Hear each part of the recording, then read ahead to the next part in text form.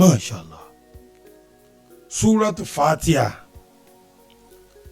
Sẹ́rí súra yìí. Ìtì ń bẹnu ẹ̀ lé o. Ṣùgbọ́n ọ̀nà wo ló lè gbà ló tẹ́kùnrin ó di ẹ̀rín ọ̀nà tó pọ̀ ni. Jẹ́ ìsọ̀túnmọ̀ Suratu Fathia fún kí n wá tún sọ bọ́ọ̀tù ṣe lò fún ọ. Kò sí wákàtí kan tá à ní ka Fathia lójúmọ́. Torí wípé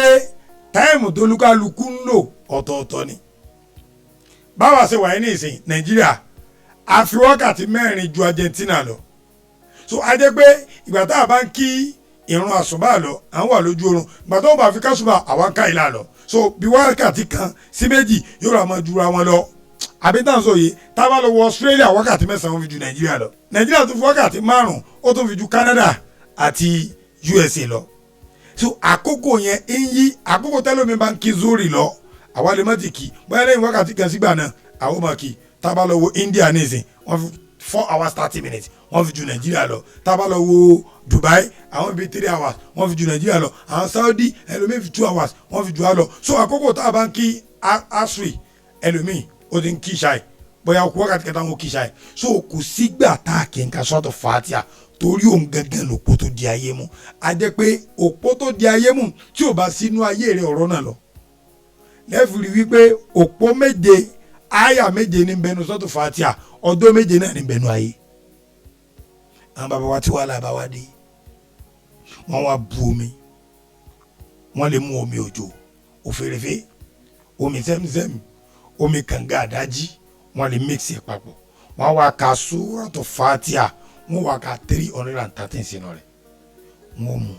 wọ́n fi wẹ̀ wọ́n fi wọ́n ṣọ́ọ̀pù wọn gbogbo bíi tí ọ̀tá lè gbà wọlé sí ẹ̀ la wọ́n jẹ́ kó débẹ̀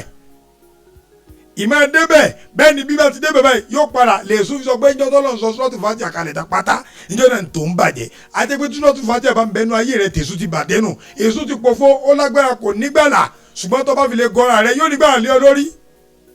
Suratu Fathia bọ́ọ̀ bá rí omi òfèrèfé tó rí omi kànga àdájí tó jẹ́ mímu ìbáàsomi tap water náà ìbáàsomi pipe ìbáàsomi bọ́ọ̀ bú kalẹ̀ ọ̀rẹ́ bunú 5 litre keg jókòó tí mọ́sẹ̀sẹ̀ lọ sọ́dọ̀ àfà mọ́sẹ̀sẹ̀ lọ sọ́dọ̀ pásítọ̀ lọ sọ́dọ̀ babaláwo ìwọ náà ọlọ́run rẹ ló ń súnmọ́ ju sọ̀run rẹ lọ pé ọlọ́run yóò dáhùn iṣẹ́ ọwọ́ rẹ tó bá ti mọ́ fi pípé ọlọ́run ọba kún ọ̀rọ̀ rí ó là.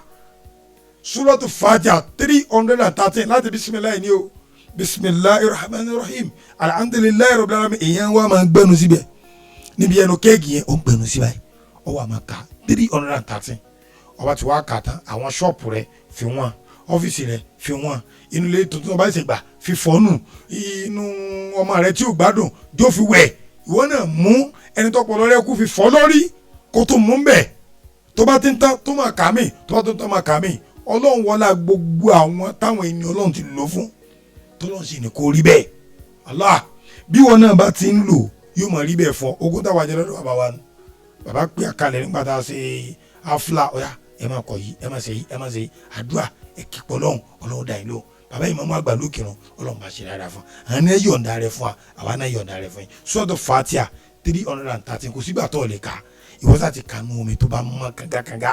omi tó bá da kà síbẹ̀ ọ̀rọ̀ rẹ sì dayọ̀ ṣíà rẹ̀ fẹ́ lómi náà kẹlómi ní olùbàjá sọ pé tẹ́mi ní lèmi fún ẹ kọ́mẹ̀ntì kọ ṣíà rẹ̀ tí wọ́n náà bá lójú àná àfáàjẹjẹ àgbà ló kọ́ mi ẹ fọ́lọ̀ mi kẹlẹ́bà tó máa rí mi gbọ́ sàmàlẹ́.